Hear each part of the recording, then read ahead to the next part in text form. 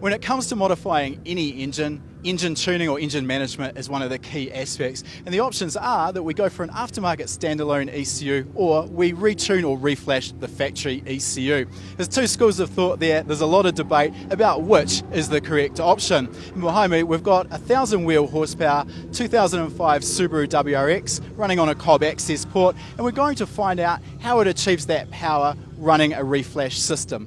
So first of all, Eric, COBB access port, what made you go that route instead of a standalone on what is a heavily modified Subaru? So with the COBB access port, the main reason why we chose this option was the car, the customer built this car from the ground up with the factory computer was in the car.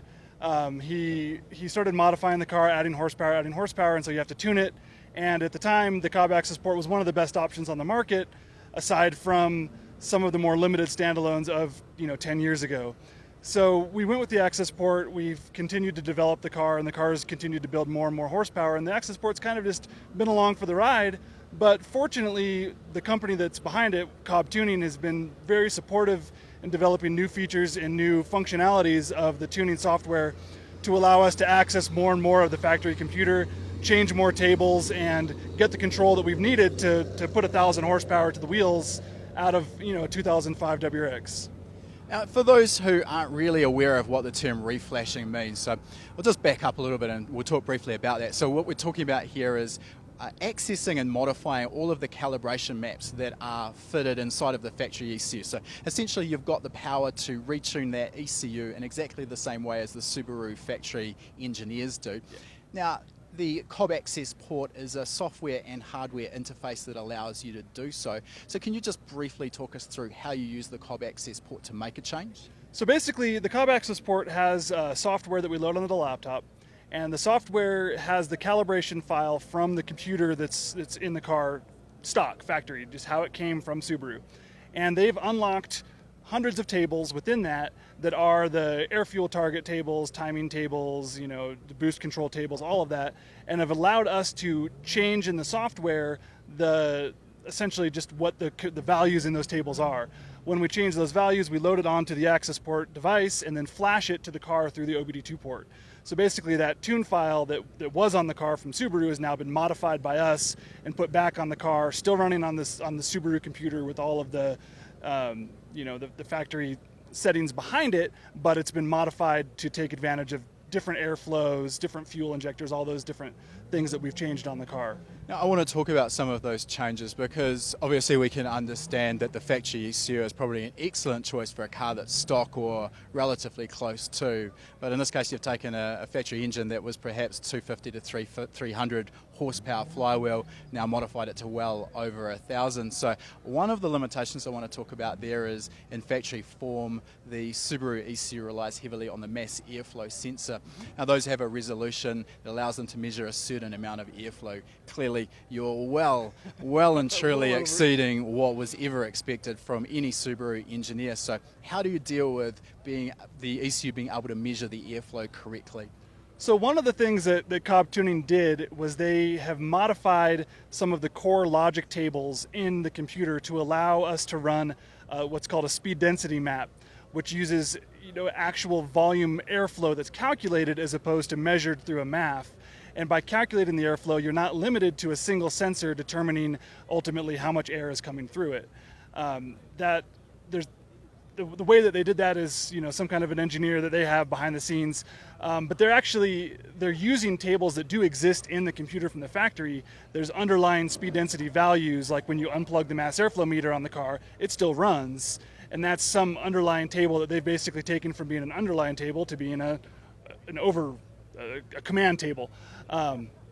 So essentially we've got some really smart engineers working at COBB who have taken how the factory Subaru ECU was intended to work and modified it to be much more suited for our purposes in the aftermarket. So one of the common problems that we find when it comes to reflashing a factory ECU compared to tuning an aftermarket standalone is More often than not with reflashing, we can't make the tuning changes live. What we've instead got to do is make all of our tuning changes, shut the engine off, and then flash those changes into the ECU, and that's a process that can take anywhere from 30 seconds to several minutes.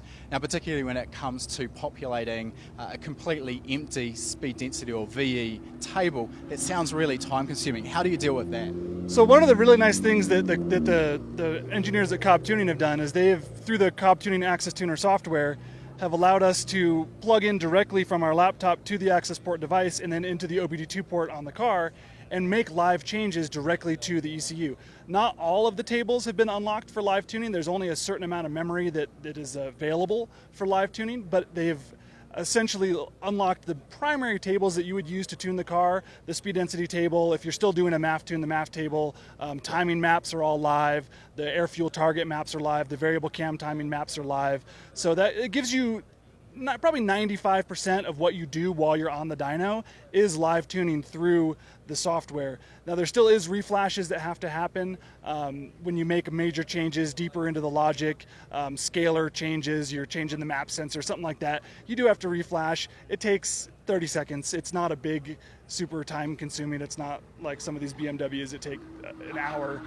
So realistically what Cobb have done there is almost sort of blended that gap between what we used to expect with a reflash and what we'd expect with an aftermarket standalone. Absolutely, it functions, I would say, better than most of the, older standalones that were on the market. There are newer standalones, obviously, that have a lot more capability, but this uses the factory computer essentially like a standalone, which is why we're still using it. I think one of the aspects that is often overlooked as well is when we reach for a standalone aftermarket ECU, we're looking at an ECU that is designed to be relatively universal. It could run literally hundreds of different engines and do a pretty good job on any of those different engines.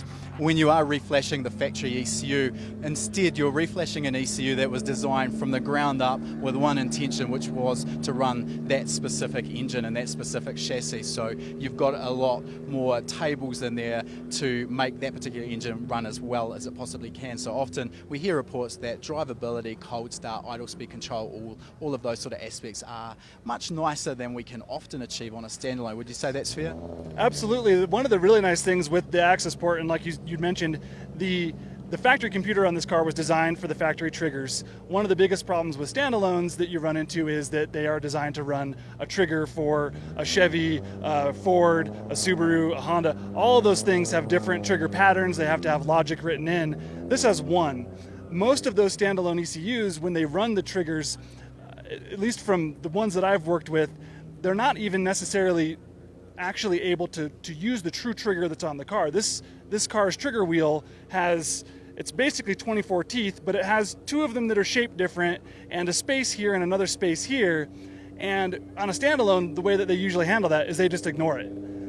On this, it's actually going to see those spaces and able to sync off of just the crank much faster, the crank and the cam much faster, and so you don't ever really have timing control issues. You don't run into timing sync, cold start issues where you're just not getting stat sync and you're not able to start the car, or something we've never ran into on this, unless you actually have a sensor failure.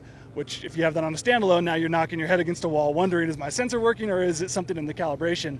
On this, you know that part is good, and so it takes a lot of the headache out of at least setting up a car from scratch. So, now, in terms of modifying a street car, I can understand obviously the reflash makes a lot of sense there. I think where we see a lot of people moving into a grey area of whether they reach for a standalone or reflash the factory ECU is when it comes to a competition car. Obviously in competition use there are some functions that may not normally be incorporated in the factory ECU: launch control, traction control, flat shift, gear cut ignition control, and also data analysis, data logging. Can you talk to us a little bit about whether there are any limitations in the Cobb product in those areas? So there are limitations for sure. We'll just kind of work backwards to that. Data logging, the Cobb access port data logs fairly well, but it is data logging through the OBD2 port, which is inherently slow.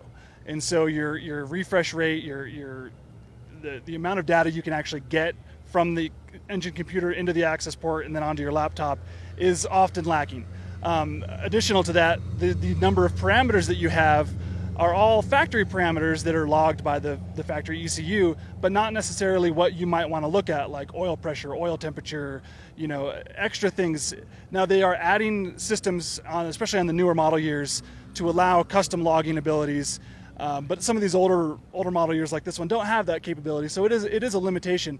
But they are working constantly in adding features like custom data tables, custom logging capabilities, flex fuel capabilities, things of that nature.